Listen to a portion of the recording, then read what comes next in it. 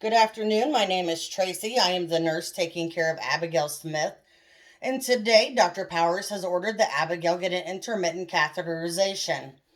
So I am looking through Abigail's chart and it looks like she does not have any allergies. I would be looking for any allergies to latex, shellfish, or betadine. So I am going to provide my hand hygiene. I'm going to put that on. Make sure I let it dry. Then I'm going to grab my catheterization kit. And I want to make sure it's not expired. The expiration date is 12/1 of 2022. I'm going to provide privacy for my patient. I am going to ask her first and last name, which is Abigail Smith. And then I am going to ask her for her date of birth, which is 1/1 of 1973. Miss Abigail, the doctor has ordered for you to have an intermittent catheterization. So what we're going to do is we're going to put you in what we call a supine or dorsal recumbent position. And then we are going to clean you. So we'll clean the genital area from where you urinate. And then we will insert the catheter into your urethra from where you urinate and drain your bladder. We have our sterile tray. And we weren't given sterile gloves, but we're going to pretend we have sterile gloves. So we're going to get those put on. I'm going to open this catheter tray. I can touch just a little bit on the inside. I don't want to touch too close to anything. Once it's open, it's considered sterile. I'm going to take my blue towel.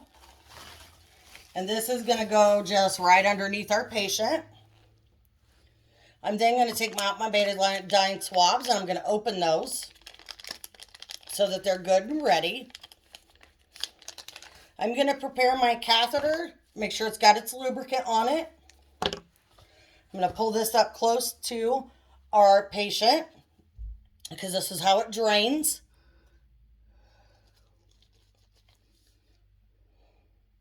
To take my non-dominant hand, I'm going to spread the labia. And I'm going to take my first betadine swab. And I'm going to swab furthest from me down the labia through the anus. And then this gets thrown away.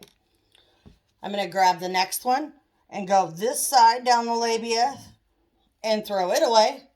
We're going to grab one last one and go straight down the middle and clean. Once that's complete, I am going to grab my catheter and we're going to place it. Since it's lubricated, Mrs. Smith, we're going to put the catheter in. 1, 2, 3, deep breath. We're going to let this drain. We're going to hold it in place until it finishes draining. Once it has completely drained and you're not getting any urine return, you're going to pull this out.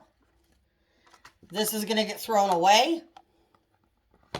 I'm going to take my blue towel and I'm going to cleanse the rest of her perineum to make sure I get all this stuff off. Provide her with any privacy she may need, covering her back up. I'm going to take off my gloves and I'm going to wash my hands. And then I'm going to talk to my resident. Because if she's going to go home and do this on her own, she needs to make sure that she knows never to break her sterile field and how to open her trays. She needs to know that before she even starts, she needs to make sure this peri area is cleaned with soap and water. And she needs to make sure that she's cleaning her hands with soap and water for at least 20 seconds, doing that friction rub to get any microorganisms off that she may have.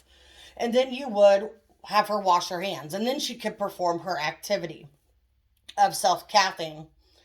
Once I'm done educating Mrs. Smith, I'm going to go out into the hallway after I throw all of my stuff away and wash my hands again. I'm going to document the entire procedure I did.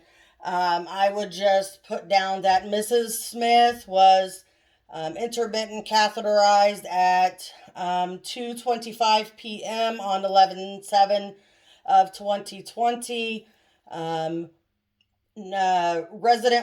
Patient was noted with clear yellow urine, moderate amounts of sediment, no mucus noted, resident tolerated well, or patient tolerated well, and then patient was educated with outpatient instructions on hand hygiene and sterile technique. Thank you and have a good day.